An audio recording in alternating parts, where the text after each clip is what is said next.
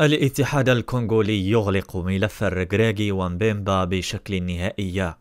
توصلت الجامعة الملكية المغربية لكرة القدم برسالة من الاتحاد الكونغولي للعبة، وذلك على خلفية قرار لجنة الاستئناف التابعة للاتحاد الإفريقي كاف بخصوص إلغاء العقوبة التي أقرتها اللجنة التأديبية سابقا في حق مدرب المنتخب المغربي وليد الركراكي.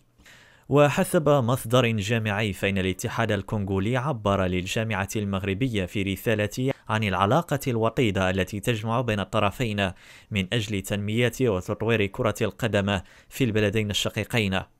ووفقا للمصدر ذاته، أكد الجهاز الوصي على كرة القدم الكونغولية احترامه للقرار الأخير للجنة الاستئناف والذي اعتبره مغلقا بصفة نهائية.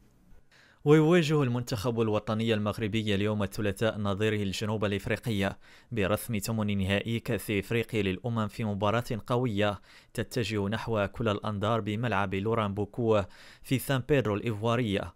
وبخصوص رجال وليد الركراكي هذه المباراة، ويخوض رجال وليد الركراكي هذه المباراة بمعنويات عالية رغم الغياب المحتمل لحكيم زياش والغياب المؤكد والنهائي عن الكال لسفيان بوفال.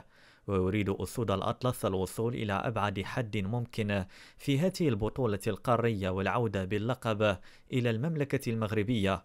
وشهدت هذه النسخة من كأس إفريقيا بداية جيدة للمنتخب المغربي الذي تصدر المجموعة الثالثة برصيد 7 نقاط، حيث فاز في مباراتين وتعادل في واحدة أمام الكونغو الديمقراطية.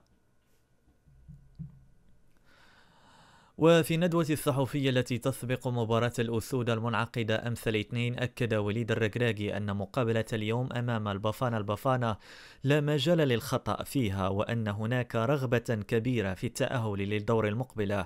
وعبر الناخب الوطني عن احترامه لمنتخب جنوب إفريقيا لأنه الفريق الوحيد الذي فاز على الأسود في الفترة الأخيرة.